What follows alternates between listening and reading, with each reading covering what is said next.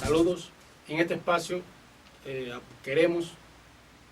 conmemorar el natalicio, el 170 aniversario del natalicio de nuestro José Martí, el hombre el más universal de todos los cubanos. En esta ocasión, y con motivo a su 170 aniversario, la HS en Santi Espíritus y la Universidad Santi Espíritus José Martí Pérez establece este espacio y promociona la posibilidad de interactuar con todos los que podamos llegar, sobre todo y fundamentalmente orientado hacia la posibilidad de rescatar la obra de Martí, no solamente por su aniversario, sino por la necesidad de buscar en la obra martiana y en la savia martiana la sapiencia y la luz para entender nuestra realidad y para orientar nuestros esfuerzos en función de mejorar nuestro proyecto social. En este sentido, la propuesta que le traemos se centra fundamentalmente en la visión de Martí en torno al otro, o sea, al sujeto en el contexto de lo político. En esta lógica queremos dialogar, queremos compartir una perspectiva martiana que nos parece necesaria e imprescindible para la actualidad, sobre todo porque José Martí se enfrenta a una realidad muy compleja, a una realidad difícil, contradictoria en su expresión posiblemente más elevada en el siglo XIX, que si bien se distancia significativamente de nuestra realidad, la nuestra, y tiene en cierto sentido la comunidad o puntos de coherencia, de coincidencia con aquel contexto, es también una realidad muy compleja, una realidad difícil para el proceso social, para el proceso revolucionario, y por tanto volver a Martí, buscar la luz en Martí, nos puede permitir salvar sobre todo nuestro proyecto revolucionario y fundamentalmente también las ideas de Martí que nos son hoy más necesarias que nunca. En este sentido, enfocar la búsqueda o la idea de qué entendía Martí en función o cómo concebía Martí al otro. Sí, y cuando nos referimos al otro, concebimos la posibilidad de identificar al diferente, al que piensa diferente, al que ve la realidad diferente, al que tiene aspiraciones diferentes a un proyecto político determinado, sea en el caso propiamente del siglo XIX del Partido Revolucionario Cubano, o en el caso en el siglo XXI del Partido Comunista de Cuba y del proyecto social de la propia Revolución Cubana. En este sentido, partimos de la idea de con todos y para el bien de todos de Martí, puesto que esta es una idea que puede parecer ambigua o contradictoria o sencillamente muy difícil al hablar o al referirse en términos de realismo político, sobre todo porque la idea de Martí, con todos y para el bien de todos, supone un marco amplio de inclusión social, es decir, donde el otro sencillamente porque piense diferente o porque tenga una proyección completamente distante,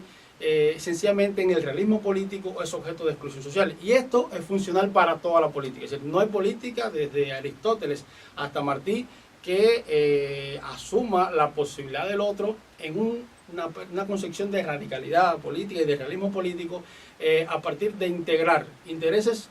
distantes, intereses incluso contradictorios y antagónicos, a partir de la posibilidad de construir una nación, que es a lo que se enfrenta José Martí y es en cierta medida el reto nuestro en la actualidad, es decir, contribuir con la reproducción de la nación a partir de la posibilidad de que la nación cubana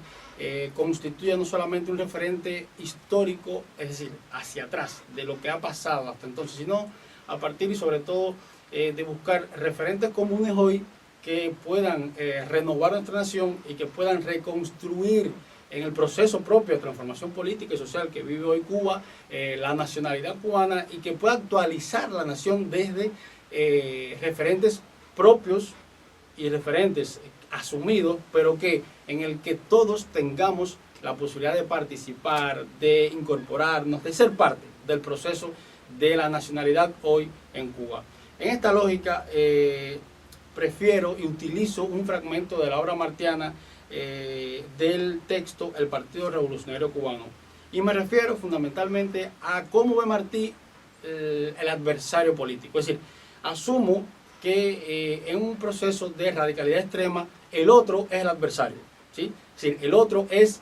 aquel que está situado en una posición política diferente, que está situado y orientado a intereses diferentes y que necesita o que le interesa formar parte de un proceso en el que no coincide con la voz hegemónica, en este caso de José Martí, y en el caso actual de Cuba, con la hegemonía propia del sistema político cubano. Y dice Martí: por adversario entienden los cubanos libres, no el cubano que vive en agonía bajo un régimen que no puede sacudir, no el forastero arraigado que ama y desea la libertad, no el criollo medroso que se vindicará en la flojedad de hoy con el patriotismo de mañana, sino el gobierno ajeno que ahoga y corrompe las fuerzas específicas de la independencia, sino el gobierno ajeno que ahoga y corrompe las fuerzas del país y la constitución colonial que impediría en la patria libre la práctica pacífica de la independencia. Y aquí hay algo interesante que José Martí señala, y es la idea de un gobierno ajeno que ahoga y corrompe las fuerzas del país. Aquí hay dos distinciones que nos gustaría hacer. Sí, José Martí está identificando al otro como el sujeto que contribuye a que un gobierno ajeno, ¿sí?, pueda ahogar y corromper las fuerzas del país. Ahora, asumimos la posibilidad también de que José Martí no solamente esté hablando de un gobierno ajeno solo como un gobierno español en Cuba, sino sobre todo en el hecho de que un gobierno que no pueda o que corrompa las fuerzas del país o que ahogue las fuerzas del país también se torna un gobierno ajeno. Es decir, aquí hay dos perspectivas. Uno, el gobierno ajeno en tanto es un gobierno colonial, es un gobierno español que no respeta las normas, las potencialidades del país, que no logra crear un equilibrio. Y otra perspectiva es que un gobierno cubano, como pasó por ejemplo en la Primera República en Cuba, sí, después de 1900 para acá, sí, probablemente en el siglo XX hasta el 59, como se conoce, sí, existía un gobierno cubano que tampoco respetaba y que corrompía, sí, y que ahogaba las fuerzas del país. Es decir, hay dos perspectivas que es importante señalar y tener en consideración, porque no solamente Martí está viendo que el gobierno colonial, que el gobierno de la colonia en Cuba, que el orden colonial corrompe, sino que también hay fuerzas interiores que pueden corromper y que pueden ahogar las fuerzas políticas y las potencialidades propias de la nación. Y dice Martí, continúo, y cito: el adversario es el gobierno ajeno que en nombre de España niega el derecho de hombres a los hijos de los españoles y atiza el odio entre los hijos y los padres. Es importante aquí señalar que José Martí se distancia significativamente de la concepción de clases sociales que heredamos de la concepción marxista. José Martí se aparta radicalmente de esta concepción y pudiera parecer contradictorio a primera luz, porque José Martí es quien organiza una guerra, quien lleva a expresión más cristalizada, a expresión más acabada, posiblemente la lucha de clases. Y es la guerra de liberación nacional, la guerra de independencia, la guerra que lleva en el 95 y que organiza y que pone todos los elementos en función de que fuera una guerra rápida, una guerra efectiva, una guerra, asumimos, republicana, si es posible este término, porque José Martí está pensando en agotar la violencia posible de los elementos que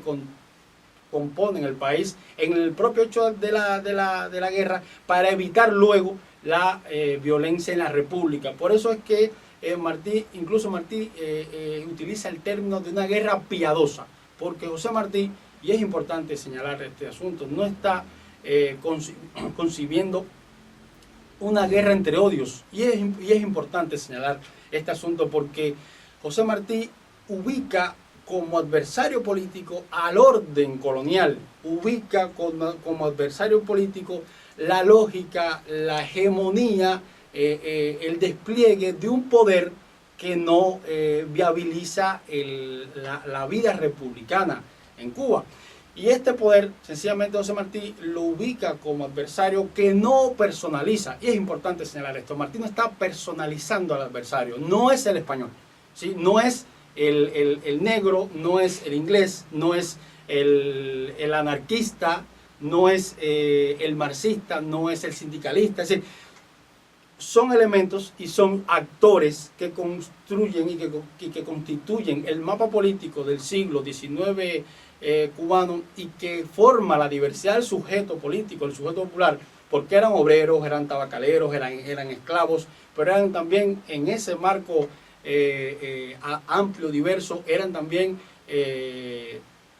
terratenientes, eran también hacendados ricos, era esa emigración inmensa, esa emigración